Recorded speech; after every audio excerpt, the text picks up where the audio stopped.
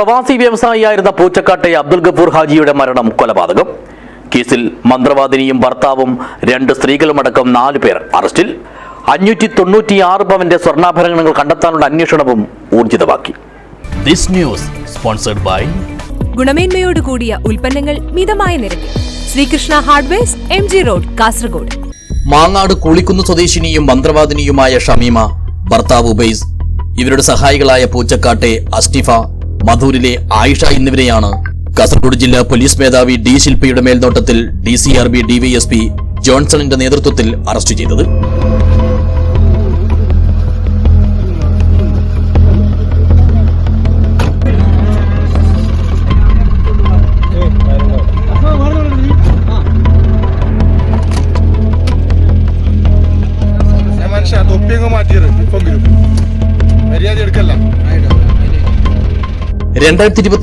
April 14 പുലർച്ചെയാണ് പ്രവാസി വ്യവസായിയായിരുന്ന അബ്ദുൽ ഗഫൂർ ഹാജിയെ പൂച്ചക്കാട്ടെ വീട്ടിനകത്ത് മരിച്ച നിലയിൽ കണ്ടെത്തിയത്. തലേന്നാൾ രാത്രിയിൽ വീട്ടിൽ കുടുംബാംഗങ്ങൾ ആരും തന്നെയുണ്ടായിരുന്നില്ല. സ്വാഭാവിക മരണമാണെന്നാണ് ബന്ധുക്കൾ ആദ്യം കരുതിയിരുന്നത്. അതുകൊണ്ട് തന്നെ മതപരമായ ചടങ്ങുകളോടെ മൃതദേഹം ഖബറടക്കുകയും ചെയ്തു. എന്നാൽ വിദേശത്തായിരുന്ന മകൻ നാട്ടിലെത്തിയപ്പോഴാണ് പിതാവിന്റെ മരണം സ്വാഭാവികമല്ലെന്നും കൊലപാതകമാണെന്നുമുള്ള സംശയം ഉദിച്ചത്.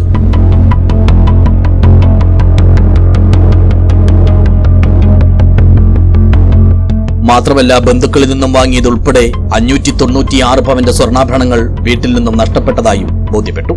ഇതേ തുടർന്ന് പിതാവിന്റെ മരണത്തിൽ സംശയമുണ്ടെന്നും അന്വേഷണം നടത്തണമെന്നും ആവശ്യപ്പെട്ട് മകൻ ബേക്കൽ പോലീസിൽ പരാതി നൽകുകയായിരുന്നു. തുടർന്ന് RTOയുടെ സാന്നിധ്യത്തിൽ മൃതദേഹം പുറത്തെടുക്കുകയും പോസ്റ്റ്മോർട്ടം നടത്തുകയും ചെയ്തു. തലക്കേറ്റ ആഴത്തിലുള്ള മുറിവാണ് മരണത്തിന് കാരണമായതെന്നാണ് പോസ്റ്റ്മോർട്ടത്തിൽ വ്യക്തമായത്. പിന്നീട് കേസിൽ കാര്യമായ പുരോഗതി ഉണ്ടാകാതിരുന്നതിനെ തുടർന്ന് അന്വേഷണം ഊർജിതമാക്കണമെന്നും കൊലയാളികളെ ഉടൻ അറസ്റ്റ് ചെയ്യണമെന്നും ആവശ്യപ്പെട്ട് നാട്ടുകാർ ആക്ഷൻ കമ്മിറ്റി രൂപീകരിക്കുകയും സമരത്തിനിറങ്ങുകയും ചെയ്തിരുന്നു. ഇതേ തുടർന്ന് കേസ് അന്വേഷണം ജില്ലാ ക്രൈംബ്രാഞ്ചിന് കൈമാറിയെങ്കിലും കാര്യമായ തുമ്പന്തമുണ്ടാക്കാൻ ഇവർക്കും കഴിഞ്ഞില്ല. ഈയൊരു സാഹചര്യത്തിലാണ് കേസ് DCRB DYSP ജോൺസണിന്റെ നേതൃത്വത്തിലുള്ള പ്രത്യേക സംഘത്തിന് കൈമാറിയത്. ഇവർ നടത്തിയ കൃത്യവും ഊർജിതവുമായ അന്വേഷണത്തിലാണ് കൊലപാതകത്തിന്റെ ചുരുളടിഞ്ഞത്. വിവിധ തവണകളിലായി മന്ത്രവാദത്തിന്റെ മറവിൽ ഷമീമ കൈക്കലാക്കിയ സ്വർണം വിൽപ്പന നടത്തുന്നതിന് ഇടനിലക്കാരിയായി നിന്ന സ്ത്രീയെ കസ്റ്റഡിയിലെടുത്ത് ചോദ്യം ചെയ്തപ്പോഴാണ് കേസ് തെളിയിക്കുന്നതിനുള്ള നിർണായകമായ വഴി അന്വേഷണ സംഘത്തിനു മുന്നിൽ തുറക്കപ്പെട്ടത്.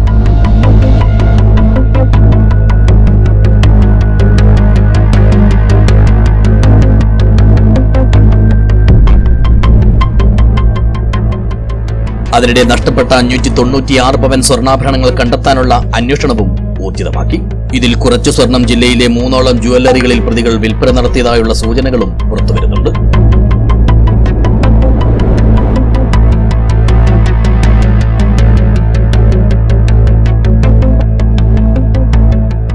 News bureau, Kasaragod.